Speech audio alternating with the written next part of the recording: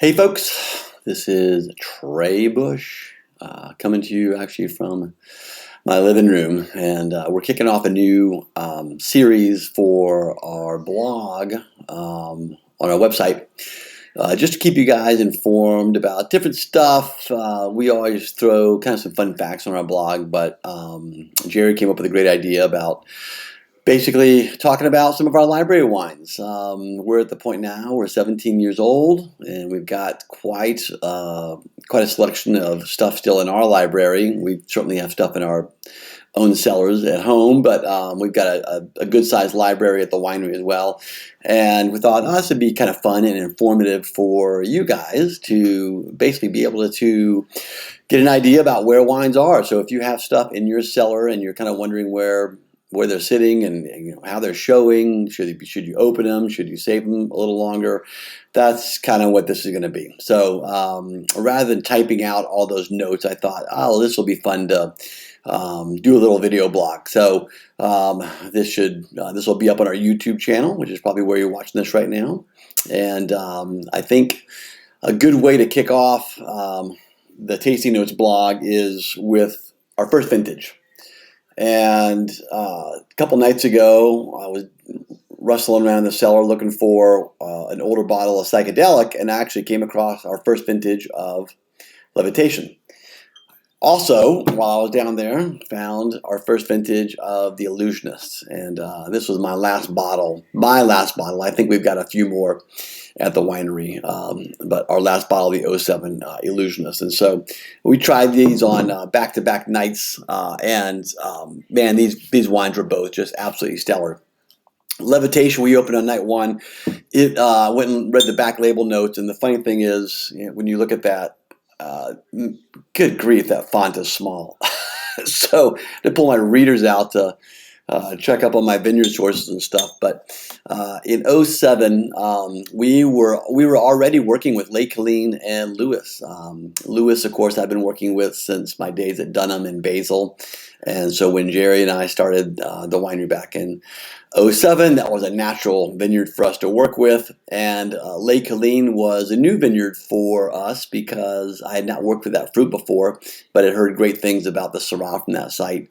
And we've been working with it for the past 17 years. It really is one of the best Syrah sites in the Walla Walla Valley. So this particular vintage, the 07 Levitation, was a blend of a little more Lake Helene than Lewis.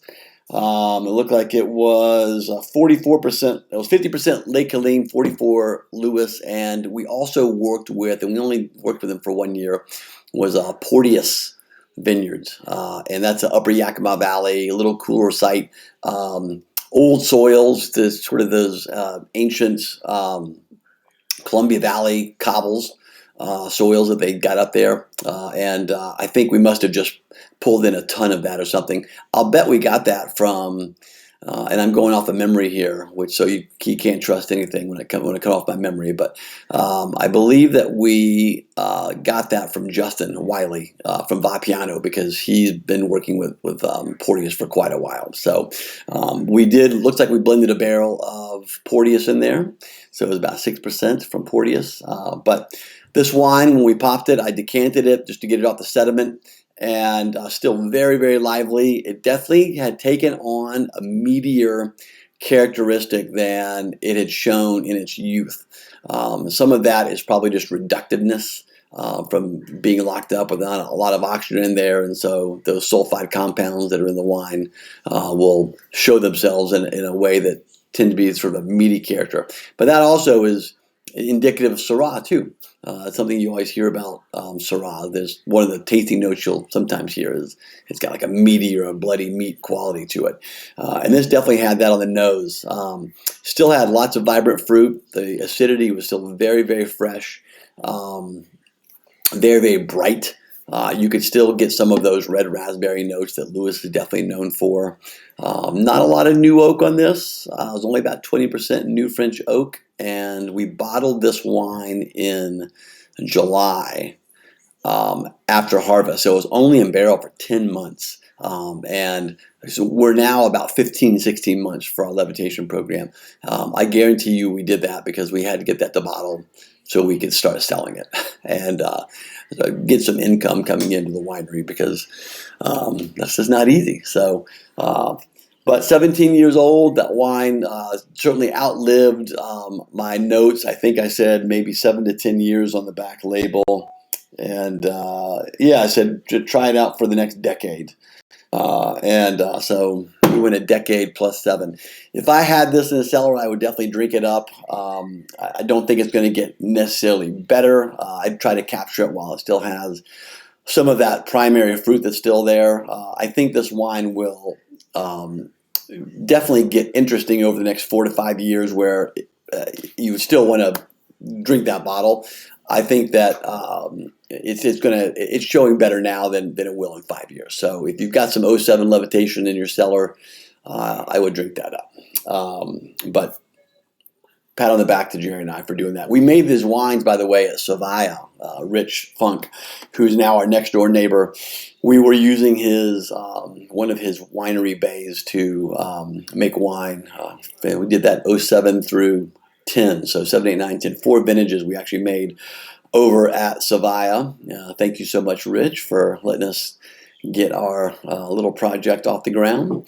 And gosh, we probably made maybe a couple hundred cases, maybe 300 cases of this wine back then. So, but yeah, hey, bravo.